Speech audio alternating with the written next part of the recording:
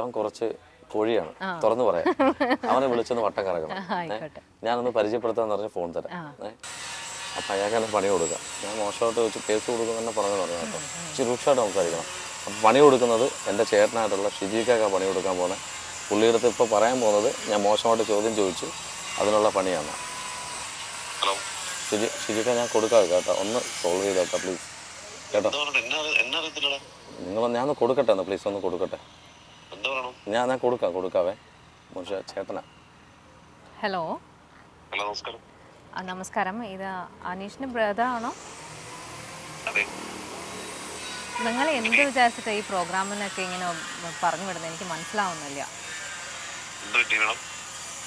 ഇല്ല, ഒരു ഇന്റർവ്യൂ നടക്കുമ്പോൾ അതിനൊരു ബേസിക് ആയിട്ടുള്ള ഒരു മാനേഴ്സ് ഇല്ല. ഇങ്ങനത്തെ ക്വസ്റ്റ്യൻ ഒക്കെ ചോദിച്ചിട്ടുണ്ടെങ്കിൽ ഞാൻ എങ്ങനെയാ ഉത്തരം പറയാ?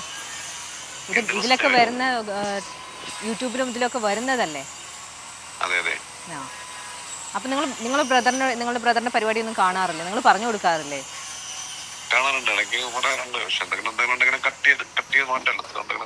അല്ല, നമ്മൾ ഇറിറ്റേറ്റ് ചെയ്യുന്ന രീതിയിലാണോ ക്വസ്റ്റ്യൻസ് ചോദിക്കുന്നത്? ഒരു പരിധിയില്ലേ?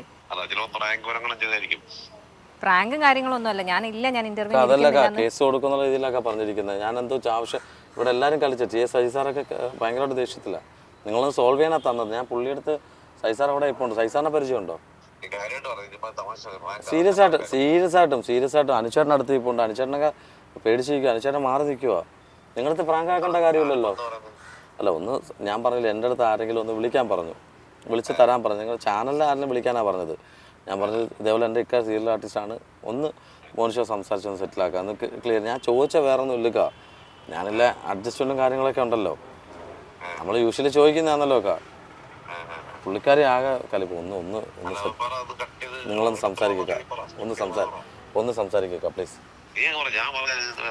ഇല്ല, ഇത് ഇങ്ങനെ നമ്മൾ വർക്ക് ചെയ്യുന്ന സ്ഥലത്ത് വന്നിട്ട് ഇന്റർവ്യൂ എടുക്കുന്നത് നമ്മൾ സമാധാനമായിട്ട് വർക്ക് ചെയ്യാൻ വേണ്ടിയിട്ടാണല്ലോ വരുന്നത്. അതിനിടയിൽ ഇങ്ങനത്തെ ചോദ്യം ചോദിച്ചിട്ട് വന്നിട്ടുണ്ടെങ്കിൽ ഞാൻ എങ്ങനെയാണ് പിന്നെ വർക്ക് ചെയ്യുക? എനിക്ക് ഈ കാര്യത്തിൽ ഒരു തീരുമാനമായിട്ട് ഞാൻ ഇന്ന് ഷൂട്ടിൽ കയറുള്ളൂ എന്ന് ഞാൻ പറഞ്ഞിട്ടുണ്ട്. ഒന്നെങ്കിൽ നിങ്ങൾ ബ്രദറിനെ പറഞ്ഞിട്ട് മനസ്സിലാക്കുക, അല്ലെങ്കിൽ എനിക്ക് ഇതിന്റെ ലീഗലി ഞാൻ എന്താന്ന് വെച്ചാൽ വേണ്ട, ഡിലീറ്റ് ചെയ്യേണ്ട ആവശ്യമില്ലല്ലോ. നിങ്ങളിത് ഇങ്ങനത്തെ ചോദ്യങ്ങൾ ചോദിക്കാതിരുന്നാൽ പോരെ. എന്നാൽ പിന്നെ എനിക്ക് അതിന്റെ ഒരു ടെൻഷൻ ഇല്ലല്ലോ.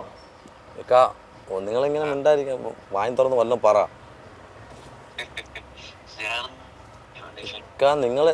നിങ്ങൾ എല്ലാ കാര്യത്തിനും എനിക്ക് ഉപദേശം തരും. അത് കണ്ട കേൾക്കുന്നില്ല. ഞാൻ പറയട്ടെ, അത് വേണ്ടെന്നാ പറയുന്നത്. ഒന്ന് സംസാരിക്കും, നിങ്ങളെ സംസാരിക്കും. ഇതിന് ഒരു പരിഹാരം കാണണല്ലോ. പുള്ളി സീരിയൽ ആർട്ടിസ്റ്റ് ആണ്. നിങ്ങൾ ഏത് സീരിയലാ ചെയ്യുന്നേ? ഏത് ചാനലിലാ? ഏഷ്യാനെറ്റിൽ. എവിടെയാ എന്റെ ഷൂട്ട് നടക്കുന്നത്? തിരുവനന്തപുരം. എവിടെയാ ലൊക്കേഷൻ? അന്ന് എനിക്ക് എന്തായാലും നിങ്ങൾ പേഴ്സണലി ഒന്ന് കാണണം. എൻ്റെ കൂടെ വർക്ക് ചെയ്തിട്ട് ഇങ്ങനെ നിങ്ങളുടെ ബ്രദർ വന്നിട്ട് ഇങ്ങനെയൊക്കെ ചോദിച്ചാൽ ഞാൻ എന്താ ഉത്തരം പറയേണ്ടത്?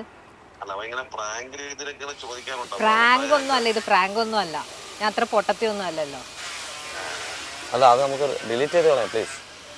ഡിലീറ്റ് ചെയ്യേണ്ട, ഒന്നും ചെയ്യേണ്ട. എനിക്ക് ഇതിനൊരു തീരുമാനം വേണം. പുള്ളിക്കാരി ഷൂട്ടിന് കേരളന്നൊക്കെ പറയുന്നത്, എന്തെങ്കിലും ഒന്ന് പറയക്കാ പ്ലീസ്. അല്ലെങ്കിൽ നിങ്ങൾ ഇപ്പൊ ഇവിടെ വരണം, ഇവിടെ വന്ന് ഇതിന് തീരുമാനമാക്കി തന്നെ എനിക്ക്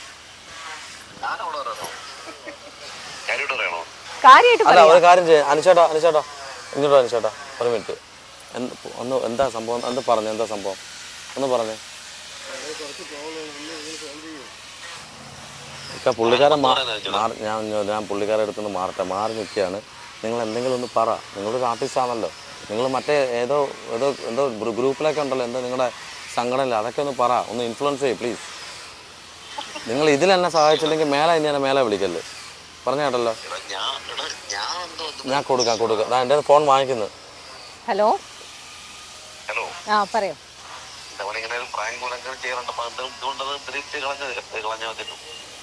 ഇത് പറയാൻ ഭയങ്കര എളുപ്പമാണ്, കട്ട് ചെയ്ത് കളഞ്ഞു. നിങ്ങൾ കട്ട് ചെയ്തില്ലെങ്കിൽ ഞാൻ എന്താക്കൂ? ഇല്ല, ഞാൻ പറയുന്നത് നിങ്ങൾ ഇപ്പൊ ഇവിടെ വരണം. എനിക്ക് ഇതിനൊരു തീരുമാനം ഉണ്ടാക്കി തരണം.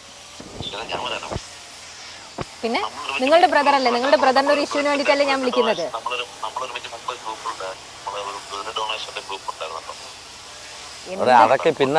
എന്ത് ഗ്രൂപ്പിലുണ്ടെങ്കിലും ശരി, എനിക്ക് ഇവിടെ ഇന്ന് നിങ്ങൾ വന്നാലേ ഞാൻ ബാക്കി ഷൂട്ടിന് ഞാൻ കയറുള്ളൂ. ഇതെന്താ കുട്ടിക്കളിയാന്നാ വിചാരിച്ചത്? ഒരു ഇന്റർവ്യൂ അല്ലേ. പറയും, നിങ്ങൾ ഉത്തരം പറ.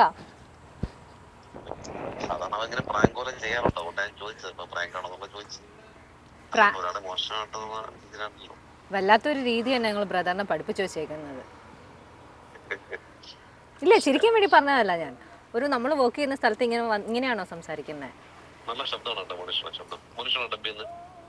മോനിഷ അല്ല ഡബ് ചെയ്യുന്നത്. അല്ലേ? ആരാ ഡബ് ചെയ്യുന്നേരാ? നിങ്ങൾ എൻ്റെ അടുത്ത് കൊഞ്ചാനല്ല ഞാൻ പറഞ്ഞത്. ഇയാളൊരു കാര്യത്തിന് വിളിച്ചപ്പോൾ ഇയാൾ എന്തോടെ സൗണ്ട് കൊള്ളാന്നൊക്കെ.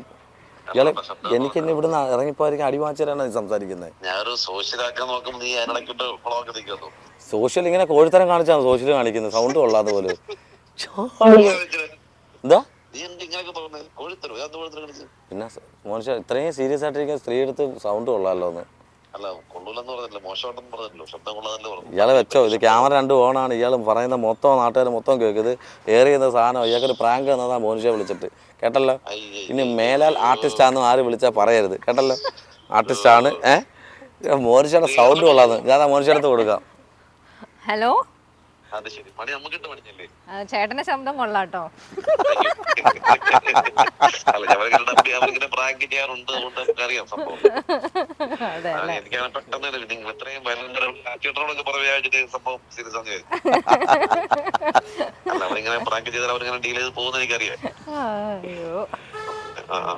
സുഖമായിട്ടിരിക്കുന്നോ? ഓ, സുഖമായിട്ടിരിക്കണോ? വർക്കിലാണോ? അല്ലല്ല, ഞാൻ ഇവിടെ കൊല്ലത്തും ഇന്നലൊരു പ്രോഗ്രാം ഉണ്ടായിരുന്നു നാളെ. അത് ശരി, സുഖം. ആശംസകളും അടിപൊളിയാവട്ടെ. ആയിക്കോട്ടെ, താങ്ക് യു. എന്ത് പറ്റിയടാ ഇത്? പെട്ടെന്ന് ഇയാൾ വെച്ച് ഇയാളെ അല്ലെങ്കിൽ തല കൊയ്യുന്നല്ലോ സംസാരിച്ച്. അപ്പൊ എന്തായാലും താങ്ക് യു സോ മച്ച്. ഇന്റർവ്യൂവിന്റെ ഇടയിലാ, പിന്നെ വിളിക്കാം. Okay, by. മോനിഷയുടെ സൗണ്ട് കൊള്ളാം. സോഷ്യലാക്കാൻ നോക്കിയതാണ്. ആള് പേടിച്ച്. ആളിനി ഇവിടെ വരണ്ടി വരുമെന്നുള്ള. എൻ്റെ ഇക്കാന്ന് പറഞ്ഞാൽ റിലേഷൻ അല്ല, പക്ഷെ ഒരു സഹോദരനാണ് പുള്ളി. അതെ അതെ അതെ. ഇനി എന്തായാലും ഭയങ്കര ഒരു റിലാക്സ് ആയില്ലേ? സത്യത്തിൽ എനിക്ക് മോനിഷയ്ക്ക് ഒരു പ്രാങ്കറാണ് ഞാൻ വിചാരിച്ചത്. അടി പറ്റുമെന്ന് എൻ്റെ അടുത്ത് അനുചേട്ടൻ പറഞ്ഞു. അതുകൊണ്ട് അത് വേണ്ടെന്ന് വിചാരിച്ചു. എന്തായാലും വളരെ സന്തോഷം. നമുക്കിനി ഒരു പ്രാവശ്യം കൂടി ഇരിക്കണം. നമുക്ക് ഈ എപ്പിസോഡ്സ് ഒക്കെ പോയിട്ട് പ്രേക്ഷകരോട് എന്താ പറയാനുള്ളത്? എന്തായാലും എപ്പോഴും പറയുന്ന കാര്യം തന്നെയാണ്, മാനത്തെ കൊട്ടാരം സീയില് 7 മണിക്കുണ്ട്. മറക്കാതെ കാണുക.